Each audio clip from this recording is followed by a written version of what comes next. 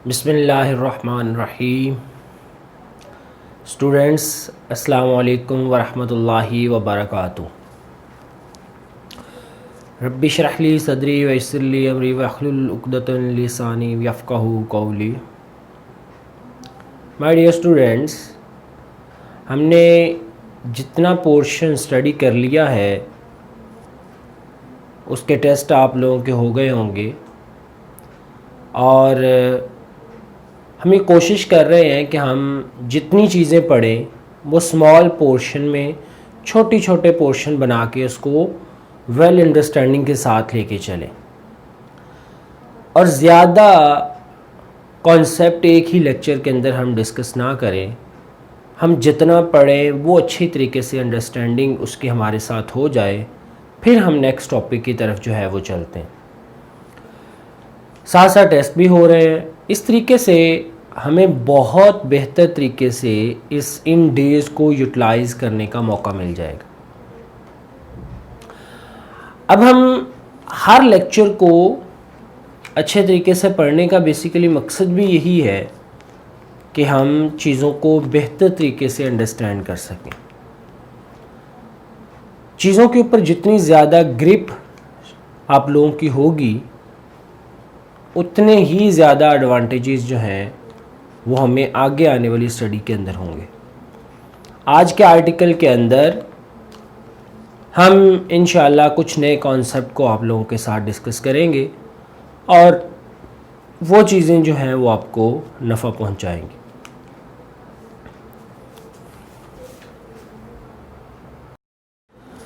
हमारा आज का आर्टिकल है कैपेसिटर के बारे में कि what is capacitor.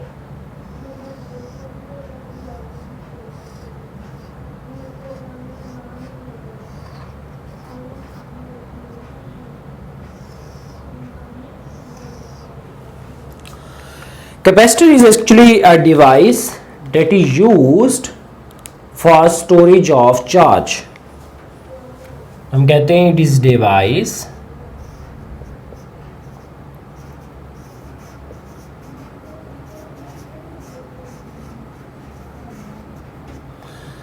that is used for storing electric charge. Electric charge को स्टोर करने के लिए जो डिवाइस हम इस्तेमाल करते हैं उसका नाम कैपेसिटर है।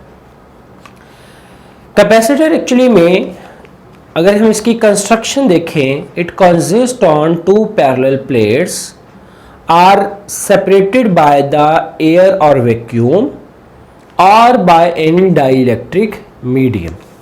तो ये हम इसकी कंस्ट्रक्शन के अंदर जो है वो ये चीज़ें देखते हैं।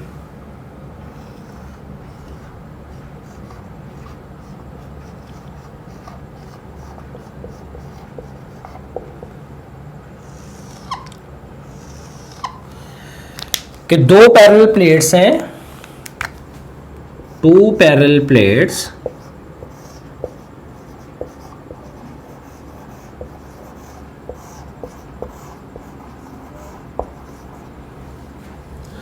are separated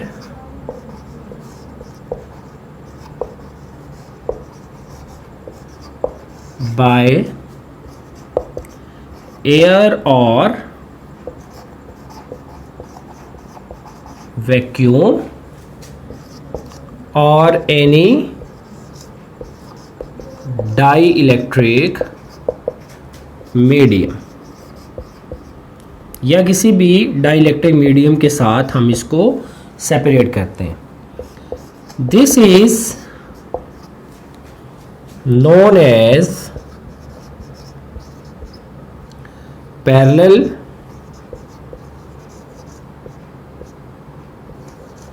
plate capacitor. इस कैपेसिटर को हम पैरेलल प्लेट कैपेसिटर का नाम देते हैं।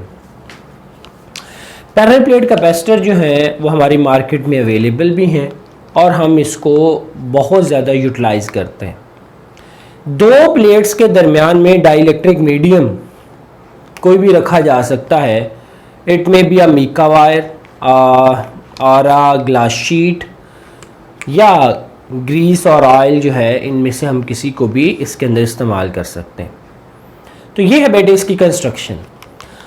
जब हम इसको बैटरी के साथ जोड़ते हैं तो बैटरी के साथ कनेक्ट करते ही चार्जेस इसके ऊपर स्टोर होना शुरू हो जाते हैं। तो हम इसकी कंस्ट्रक्शन को बैलेंस करके बनाते हैं कि लेट्स सपोज डैट कि ये मेरे पास प्लेट है।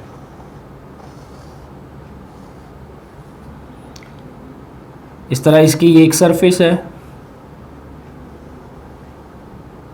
इंटरनल और एक्सटर्नल। दूसरी प्लेट बिल्कुल इसके सामने पड़ी हुई है।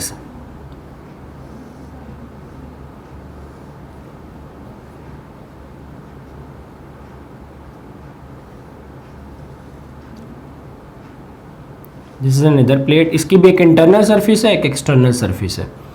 व्हेन यू इसके दरमियान में कोई भी आप डाइलेक्ट्रिक मीडियम रख सकते हैं या एयर और वैक्यूम के अंदर भी ये बनाए जा सकते हैं। फिर हम इसको कनेक्ट करते हैं बैटरी के साथ। पॉजिटिव, नेगेटिव और ये स्विच के साथ हम इसको अटैच कर लेते हैं। When you switch on your circuit, positive charges इसके इंटरनल सरफेस के ऊपर जाके स्टोर होना शुरू हो जाते हैं और नेगेटिव चार्जेस के इंटरनल सरफेस के ऊपर स्टोर होते हैं। अब इंटरनल सरफेस पर स्टोर होने का मकसद एक्चुअली में ये है कि जैसे ही आप प्लेट के ऊपर चार्ज भेजते हैं तो पॉजिटिव और नेगेटिव प्लेट के दरमियान में अट्रैक्शन की वजह से वो सारे चार्जेस इनसाइड द प्लेट जो है वो स्टोर होते हैं। तो हम चार्जेस की स्टोरिंग की बात करें तो हम यहां पे लिखते हैं कि ऑल द चार्जेस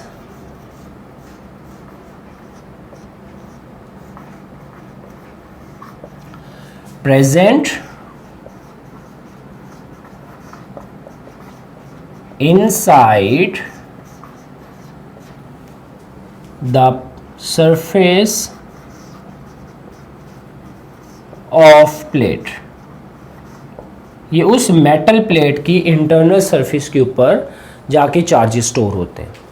अब बेटे जैसे जैसे चार्ज इन प्लेट के ऊपर स्टोर होते जाएंगे, क्योंकि चार्जेस का स्टोर होना एक्चुअली में इस बात की गवाही है कि उन प्लेट का पोटेंशियल बढ़ता जा रहा है। अब आप पोटेंशियल का लफ्ज़ मैंने यहाँ पे यूज़ किया, आप ज़रा थोड़ा सा गौर कीजिए, पोटेंशियल के कॉन्सेप्ट को अपने जहन में लेके आइए। पोटेंशियल को हम डिफ़ाइन कैसे करते थे? पोटेंशियल था the potential energy per unit charge. अगर मैं ये कह रहा हूँ कि उसका पोटेंशियल बढ़ता जा रहा है तो इट मीन्स टू से कि मैं आपसे ये कहना चाह रहा हूँ कि उन चार्जेस की पोटेंशियल एनर्जी बढ़ती जा रही है जो चार्जेस उस प्लेट पर स्टोर होते हैं।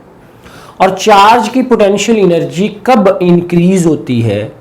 जब आप चार्ज को अगेंस्ट द फील्ड मूव करवाते हैं। तो यहाँ पे भी देखिए कि ये पॉजिटिव चार्ज जब आपका पहला चार्ज आगे स्टोर हो जाता है तो अगला चार्ज जैसे ही स्टोर होने की तरफ जाता है तो पहले से मौजूद प्लेट के ऊपर पॉजिटिव चार्ज नए आने वाले चार्ज को रिपेल करता। उस रिपल्शन के खिलाफ बैटरी वर्क करती है against the field that increase the potential energy of the charge, जिसकी वजह से उस चार्ज की पोटेंशियल एनर्जी अगले स्टोर होने वाले चार्ज की पोटेंशियल एनर्जी बढ़ जाती है। तो इसका मतलब है वो ज़्यादा पोटेंशियल एनर्जी लेकर प्लेट पर पहुंचता है तो प्लेट का पोटेंशियल मैं कह सकता हूं कि इंक्रीज हो चुका होता है। तो जितने ज़्यादा चार्जेस, मतलब तीसरा चार्ज भेजना है तो पहले दो चार्जेस रिपेल करेंगे तो तीसरे चार्ज को और ज़्यादा फोर्स लगाकर आपको स्टोर करवाना होगा, जिससे पोटेंशियल जो है वो प्लेट का और ज़्यादा इंक्रीज हो जाएगा। तो ये है एक्चुअली में कि प्लेट का पोटेंशियल चार्जेस की स्टोरेज की वजह से इंक्रीज होता जा रहा है। जितने ज़्यादा चार्ज आप स्टोर करवाएंगे उतनी ज़्यादा ही उसके पोटेंशियल को इंक्रीज करना होगा, यानी उस प्लेट का पोटेंशियल उतना ज़्यादा इंक्रीज हो जाएगा। अब चार्ज कौन सा? क्या पॉजिटिव चार्ज, क्या नेगेटिव चार्ज? ये पॉजिटिव चार्ज है, क्या हम इसकी बात कर रहे हैं? या जो नेगेटिव चार्ज है हम इसकी बात कर रहे हैं। बेटे ये अमाउंट में जितने पॉजिटिव चार्ज आते हैं उतने ही नेगेटिव चार्जेस होते हैं, तो इसलिए आपने पॉजिटिव नेगेटिव की कंफ्यूजन में नहीं जाना। आपने कहना है कि किसी भी मतलब बेशक वो पॉजिटिव या नेगेटिव किसी भी प्लेट पर स्टोर होने वाले चार्जेस की अमाउंट जितनी बढ़ती जाएगी उतना ही दोनों प्लेट्स के दरमियान पोटेंशियल का डिफरेंस इंक्रीज होता जाएगा। तो हम कह सकते हैं कि क्यू चार्ज कौन सा है? Q charge either the charge on positive plate और नेगेटिव प्लेट। तो हम कहते हैं कि Q charge either on positive plate और नेगेटिव प्लेट, दोनों में से किसी एक प्लेट के चार्ज को आपने कंसिडर करना है। ये नहीं करना कि आपने दोनों के चार्ज को कंसिडर करना, दोनों में से किसी एक के चार्ज को आपने कंसिडर करते हुए अपने प्लेट के ऊपर चार्ज की अमाउंट जो है उसका अंदाज़ा करना है। वो क्यू है, मतलब जितने पॉजिटिव चार्ज बढ़ते जाएंगे उतने नेगेटिव भी बढ़ेंगे। तो इन चार्जेस की अमाउंट डिसाइड करेगी कि प्लेट के दरमियान पोटेंशियल डिफरेंस कितना बढ़ रहा है। तो हम अगला पॉइंट ये लिखते हैं, as increase the amount of charges on plate, it increase the potential difference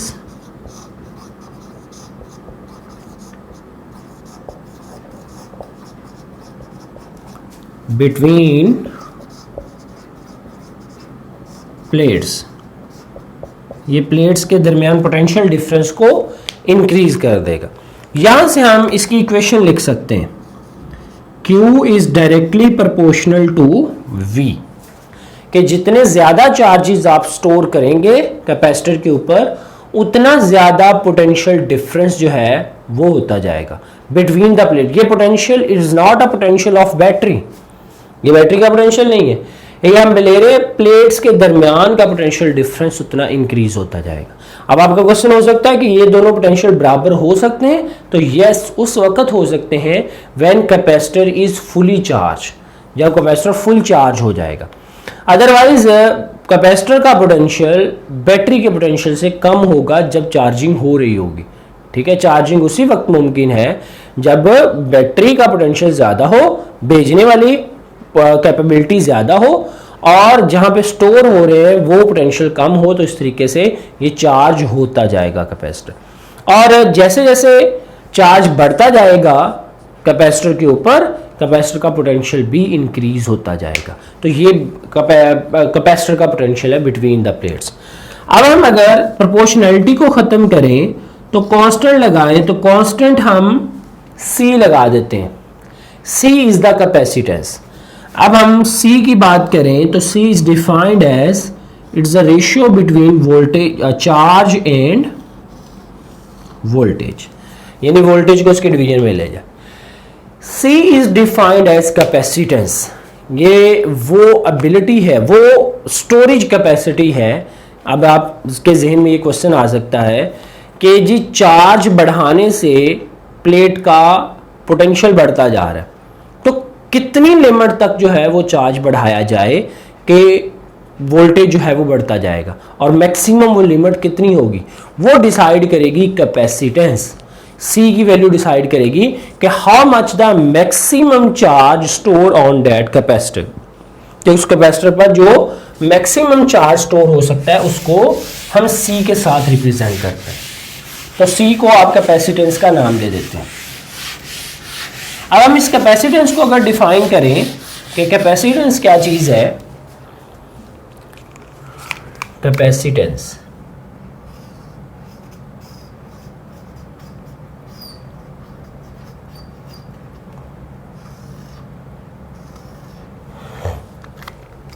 इसकी डेफिनेशन फर्स्ट ऑफ ऑल लिखते हैं।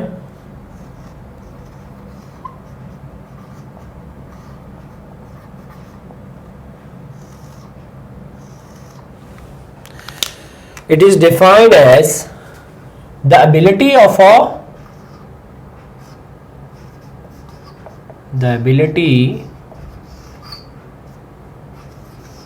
of capacitor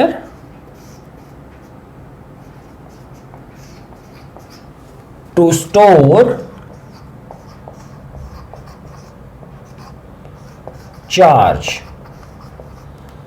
चार्ज को स्टोर करने की जो एबिलिटी होती है, ability of a capacitor to store charge is known as capacitance.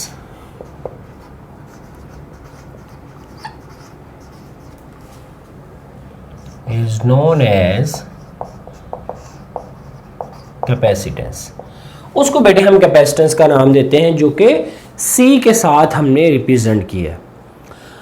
अब ये सवाल आता है कि कैपेसिटेंस की वैल्यू किस पर डिपेंड करती है। हमें देखने को तो लगता है कि कैपेसिटेंस की वैल्यू चार्ज और वोल्टेज पर डिपेंड करती है, लेकिन एक्चुअली में ये ना तो चार्ज पर डिपेंड करती है ना ही वोल्टेज पर डिपेंड करती है। ठीक है, तो हम इसकी डिपेंडेंस और इंडिपेंडेंस लिख लेते हैं कि इंडिपेंडेंस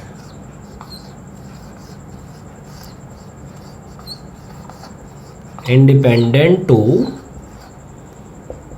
कि किसके ऊपर इंडिपेंडेंट है। Number 1 capacitance independent to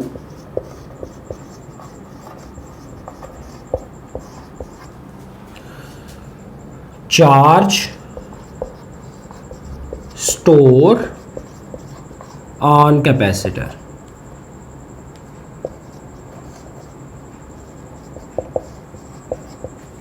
Number 2, it is independent to the voltage या पोटेंशियल डिफरेंस बिटवीन प्लेट्स, इनके ऊपर भी इंडिपेंडेंट है। अब फिर डिपेंडेंट किस पर है?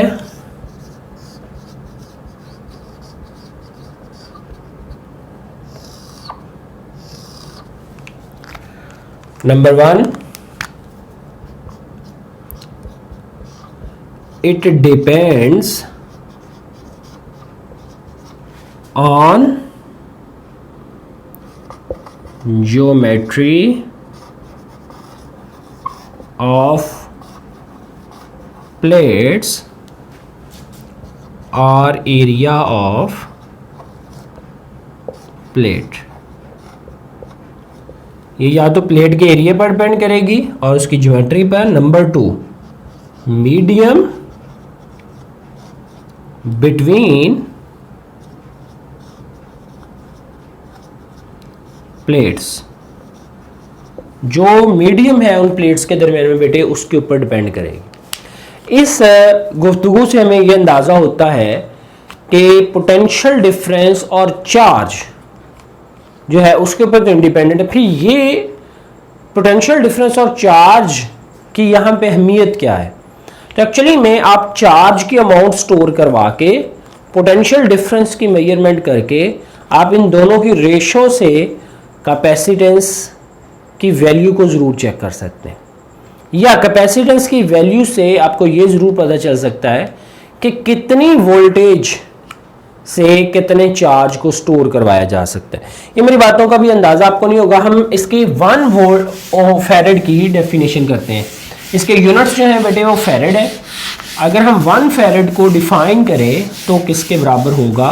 तो आइए बेटे पहले वो देखते हैं। तो हम इसमें लिखते हैं कि इट्स एसआई यूनिट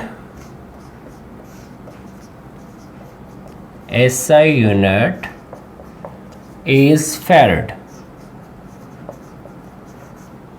और इसका सिंबल F होगा। अब हम इसकी डेफिनेशन लिखते हैं 1 farad. 1 farad is defined as if 1 coulomb charge stored on a capacitor, it produces a potential difference of 1 volt, then its capacitance is 1 farad. Definition हम इसकी लिखते हैं कि 1 coulomb charge stored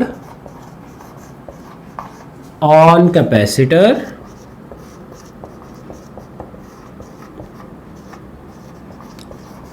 and it produce potential difference of 1 volt between them, then capacitance is 1 farad. तो उस वक़्त capacitance 1 farad होगी। Farad capacitance का एक बड़ा यूनिट है जो हम नॉर्मली यूज़ नहीं करते। हम कैपेसिटेंस के छोटे यूनिट्स को नॉर्मली इस्तेमाल कर रहे होते हैं, जैसे कि 1 माइक्रोफैरड, 1 पिकोफैरड, 1 नैनोफैरड। माइक्रोफैरड में 10 की पावर -6 फैरड होते हैं और इसी तरह नैनोफैरड में 10 की पावर -9 फैरड होंगे और पिको में 10 की पावर -12 फैरड होंगे। तो बेटे ये हम कैपेसिटेंस के छोटे यूनिट्स जो हैं वो हम इस्तेमाल कर रहे होते हैं।